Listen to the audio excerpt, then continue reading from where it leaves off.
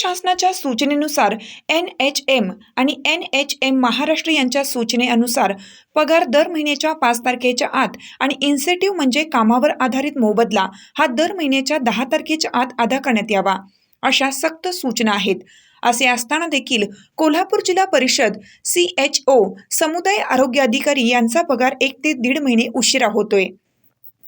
Incentive 4 महिन्याचा आत झालेला नाही।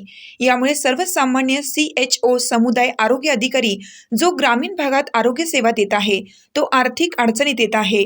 जिल्हा परिषद मुख्य कार्यकारी अधिकारी तसेच जिल्हा आरोग्य अधिकारी यांनी यात जातीने लक्ष घालून सर्व कर्मचाऱ्यांचे पेमेंट वेळेत व्हावे यासाठी दखल घ्यावी, अशी जनतेतून मागणी होत आहे। हिरकणी न्यूज करिता मुख्य संपादक डॉक्टर गणेश वाईकर।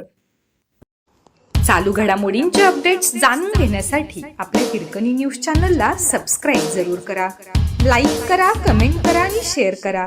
बेल आयकॉनवर प्रेस करा आणि नोटिफिकेशन्स मिळवा।